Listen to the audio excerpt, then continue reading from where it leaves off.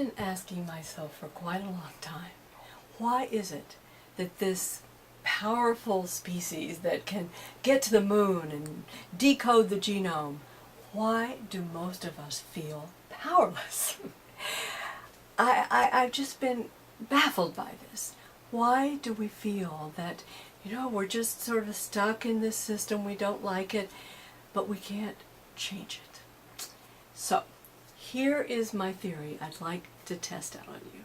And that is this, that if we start with the premise of lack of goods and goodness, if we start with the premise that human beings are simply these selfish little shoppers, that we're competitive, materialistic, selfish, then the very next thought is, of course, if that's who we are, we can't possibly come together and deliberate together and come up with solutions that are really best for all of us and for the earth itself. No, can't do that. Well, that is democracy. So if we don't believe that we can come together, we can't believe in democracy, and we start looking for something else, like, well, maybe there's some, benign leader who can figure it out. Or, best of all, what if we could just come up with some inherent sort of infallible force that was just going to be there for us. We'd turn over our fate to that automatic force, and then we wouldn't have to rely on these capacities we don't have anyway. So, unfortunately, a lot of us have bought it because it was named so beautifully in the 1980s by none other than Ronald Reagan. He called it the magic of the marketplace. A magical force. We turn over our fate to it, let it determine the outcomes, and it all works out for everybody. Yay. And us, these little flawed, selfish creatures don't muck it up. Right?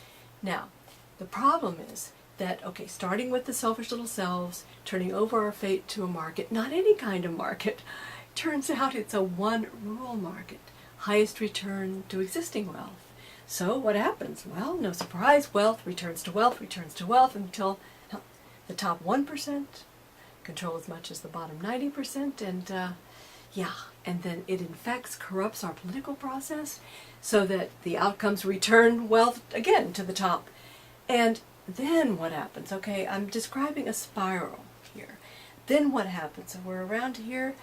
Once we get there, then we see all this greed, we see all this corruption, and we think, proves it, we are just these selfish little shoppers, we are just these competitive materialists, and our negative assumptions about ourselves just get reinforced.